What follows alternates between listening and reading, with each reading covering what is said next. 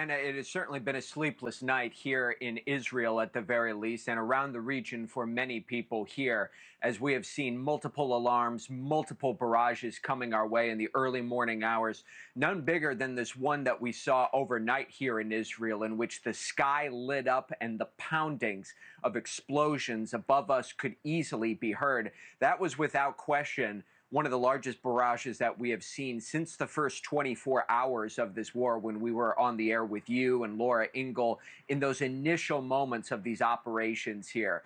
And while I would say in the weeks since we have seen far fewer attacks coming from Iran, and generally speaking they have been smaller, without question Iran still demonstrates the ability to touch Israel. They still have the long-range capabilities in their arsenal.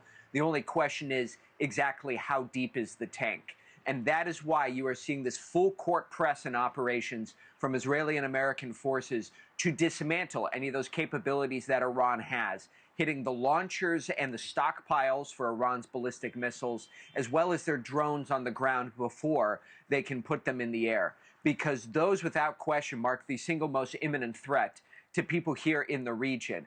We even saw overnight a hotel in Iraqi Kurdistan, in Erbil, getting hit by a drone. That came just hours after new State Department guidance was given, telling Americans to avoid American hotels, avoid places that Americans might frequent, for fear that Iran will put them in their crosshairs and attack them.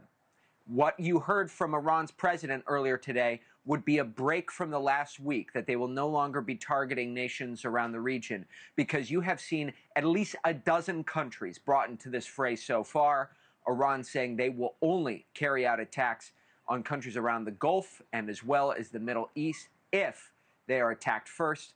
Worth remembering, Hena, many of our United States bases and our U.S. service members are in those countries there every day. Hena? Robert, you've mentioned you've been seeing and hearing the explosions. How have the air defenses been holding up where you are? Well, it's a distinction being made here, Hena, because whether it's here in Israel or whether it's in the Gulf states, the far majority of ballistic missiles and drones are being shot down from the sky. That said, though, there have been those that have gotten through, and I emphasize that it only takes one in order to cause significant loss of life or significant damage to any one of these countries here. And always, when it comes to the air defenses, the biggest concern is them being overwhelmed by what Iran is able to put into the sky. That is why you are seeing this more heightened defensive posture from many of the United States' allies.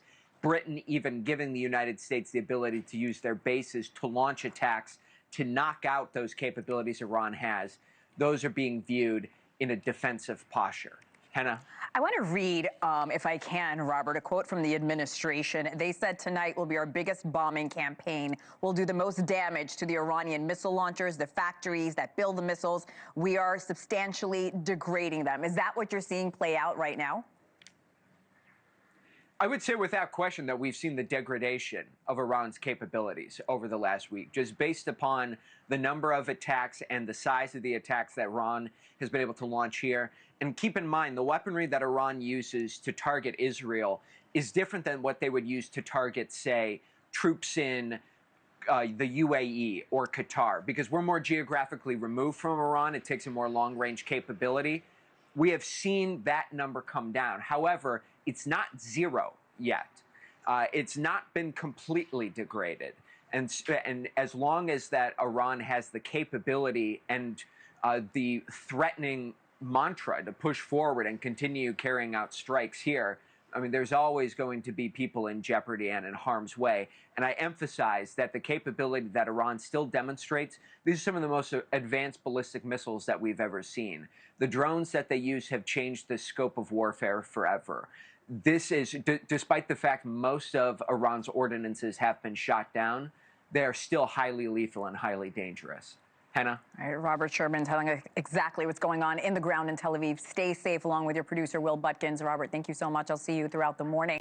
Meanwhile, thank you for watching. Subscribe below and download our NewsNation app right now on your phone, and you will get fact-based, unbiased news for all Americans.